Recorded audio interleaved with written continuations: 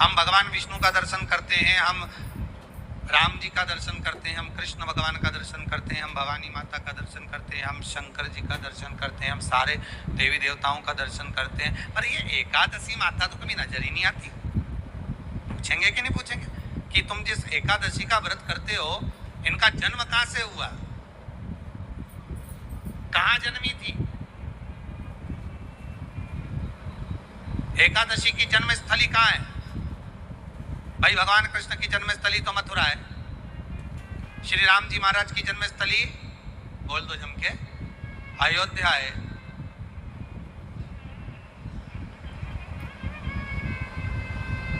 कोई आपसे पूछ ले कि एकादशी की जन्मस्थली कहां है, तो आधे लोग तो बाल खुजाने में लग जाएंगे कि एकादशी आखिर पैदा कहां होती, जन्म कहां लिया था, इसका जन्म हुआ कहां था, कहां जन्मी थी।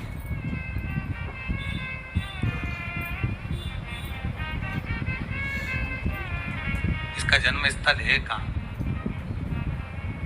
और अगर मान लो जन्म स्थल एकादशी का है,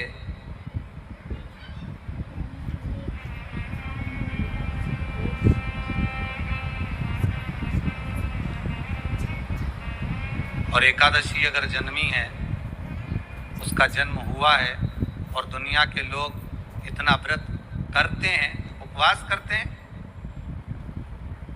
तो फिर इसका जन्म स्थल कहां होगा? तो कहा इसका जो जन्म स्थल है वो बद्रीनाथ। कहां पर है?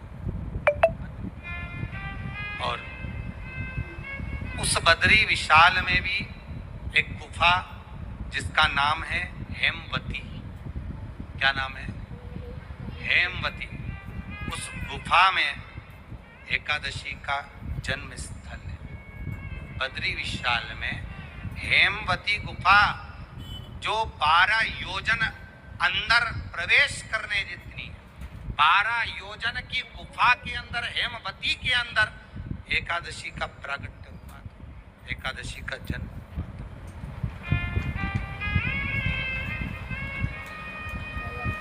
अब तो बता सकते हो ना कि कोई पूछे कि राम जी का जन्म अयोध्या में हुआ, भगवान कृष्ण का जन्म मथुरा में हुआ, और कोई पूछ ले आपका जन्म कहाँ हुआ था, अपन कह सकते ना सीहोर में हुआ हमारा।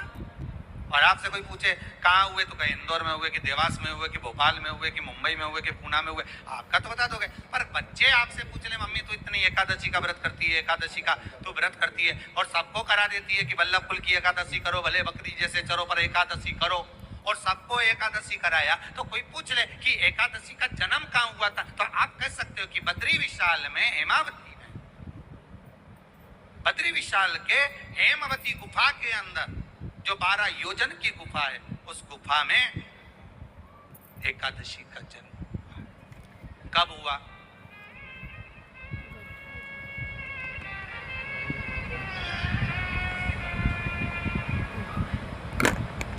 जन्म होने का कारण, राम जी के जन्म होने का कारण था रावण का संहार। भगवान कृष्ण के जन्म होने का कारण था कंस का संहार। नरसिंह भगवान के जन्म होने का कारण, प्रकट होने का कारण था हिरण्यकशिपु का संहार। वराह भगवान के प्रकट होने का कारण था कि पृथ्वी को जल पर लाकर ठहराना, हिरण्याक्ष का संहार।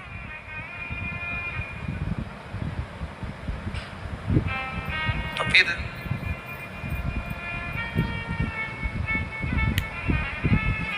इसके जन्म का कारण क्या है?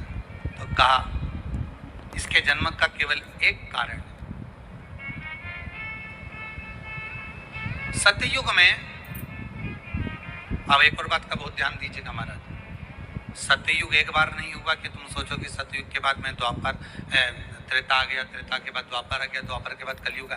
एक सतयुग नहीं है, एक त्रेता नहीं है, एक द्वापर नहीं है, ना जाने कितने कितने सतयुग निकल गए, ना जाने कितने कितने द्वापर, त्रेता, कलयुग, ना जाने कितने निकल गए।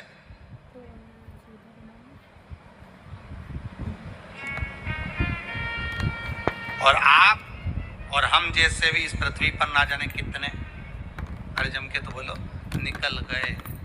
पृथ्वी वहीं की वहीं है, जिस मकान में रहते हो वो मकान भी वहीं की वहीं है। बस कभी कभी एकदम फ्लैट हो जाता है, फिर उस पर वापस बन जाता है, फिर क्लीन, फिर बन गया, फिर क्लीन, फिर बन गया। ना जाने कितने कितने कितने कितने जन्म हम ले चुके हैं, और हमारे भी आगे का जन्म कितने जन्म होते रहेंगे। जमीन वहीं की वहीं रह जाएगी और अपन चले, बस वो जगह वहीं रहेगी।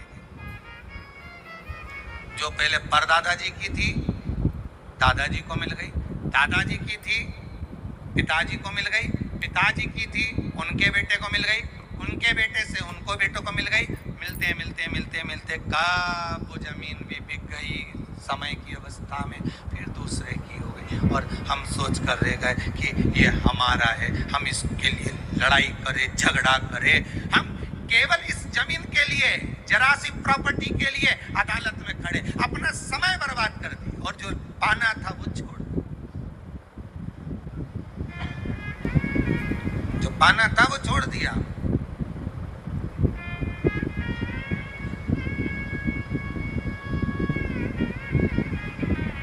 असली रजिस्ट्री तो ये शिव महापुराण की कथा है, जिसमें बैठकर आप 3 घंटा भगवान की भक्ति को जो धारण कर रहे हो, 3 घंटा जो भगवान की कथा को आप श्रवण कर रहे हो, 3 घंटा जो भगवान की भक्ति में आप डूबे हुए हो, 3 घंटा जो भगवत स्मरण में आप लगे हुए हो, बस यही असली रजिस्ट्री है, यही वहाँ काम आने वाली है। इसके सिवा कुछ काम नहीं आएगा। धन दौलत माल खजाना सब बड़ा की बड़ा रह जाता,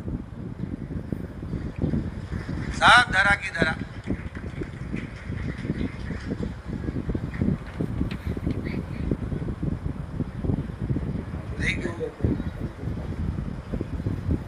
वो एक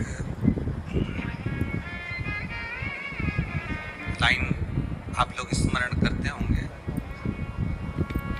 सज धज के जिस दिन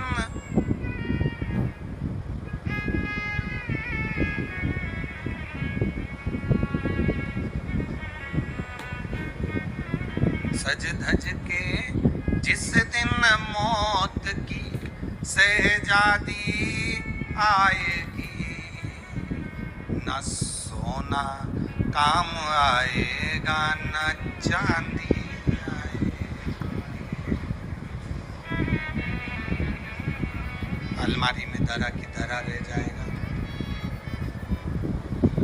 लॉकर में पड़ा की पड़ा रह जाएगा, लॉकर में पड़ा की पड़ा है, अलमारी में धरा की धरा है। कपड़े भी सारे घड़ी बने की बने,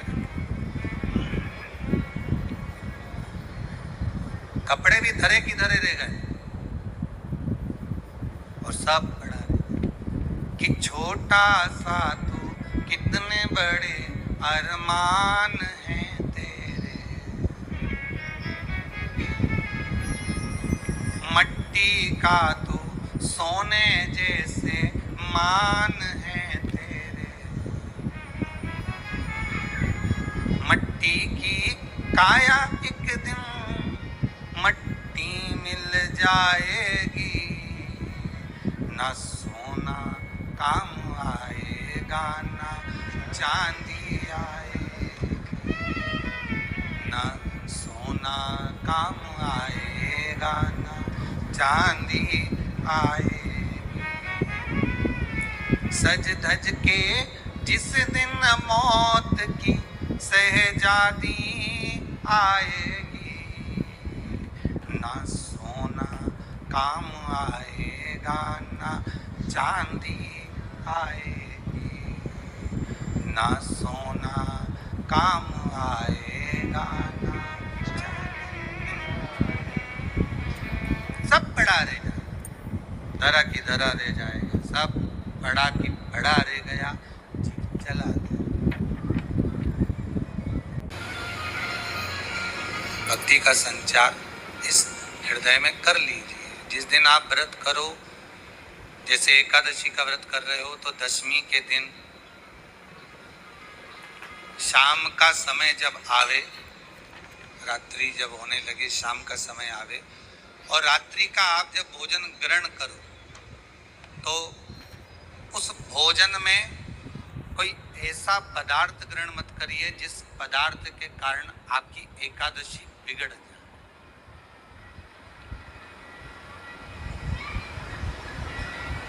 कोई बेकार भोजन में ग्रहण नहीं करना, श्रेष्ठ भोजन ग्रहण करिए 10 दिन। और एकादशी का दूसरा नियम बहुत ध्यान से सुनिएगा।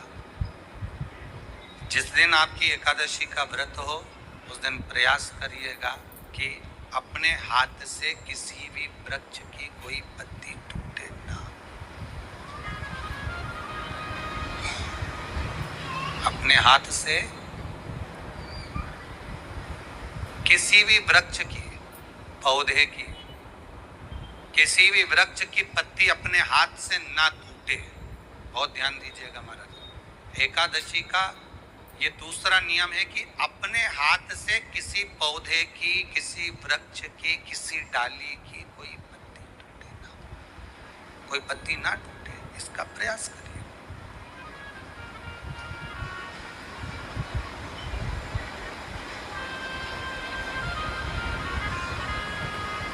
कितना सुंदर व्याख्यान कहा है, कितना सुंदर वर्णन है महाराज कि मात्र एकादशी का व्रत कर लेने पर, मात्र एकादशी का व्रत कर लेने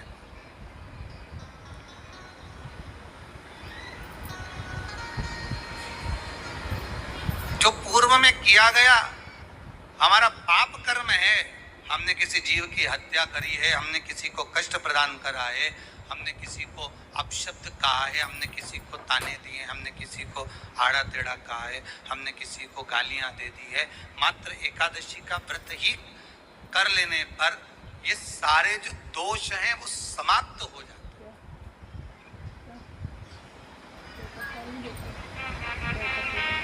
सारे दोष हमारे समाप्ति पर आ जाते हैं।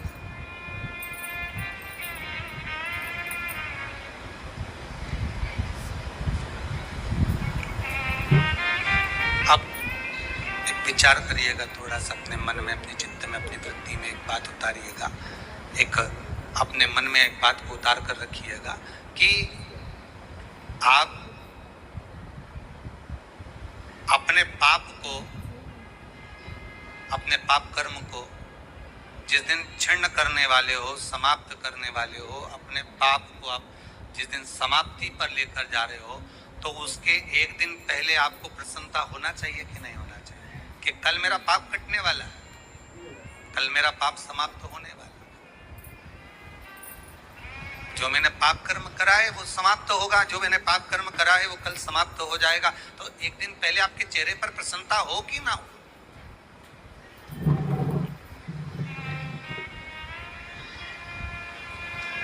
और चेहरे पर वो प्रसन्नता आपके आना चाहिए कि कल मेरा एकादशी का व्रत है, आज दशमी है, कल एकादशी का व्रत है, तो कल मेरी जब एकादशी का व्रत रहेगा तो मेरा ना जाने कितना कितना पाप, कितना असत्य, कितना झूठ, कितना प्रपंच वो समाप्त हो जाएगा। तो इसमें मुझे प्रसन्नता हो, इसमें मुझे आनंदता हो।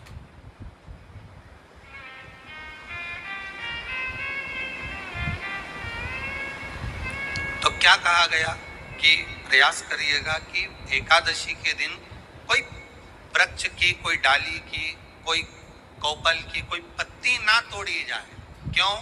तो कहा अगर उस पत्ती को हम तोड़ देते हैं, वृक्ष की पत्ती को या क्यारे में लगी हुई कोई डाली की पत्ती को हम तोड़ देते हैं तो एकादशी का पुण्य फल प्राप्त नहीं होता, एकादशी का कोई फल हमारे खाते में नहीं जाता, पुण्य फल प्राप्त। अब फिर भले तुम चाहे तुमने मोरदन खाया हो, चाहे तुमने फिर चिप्स खाई हो,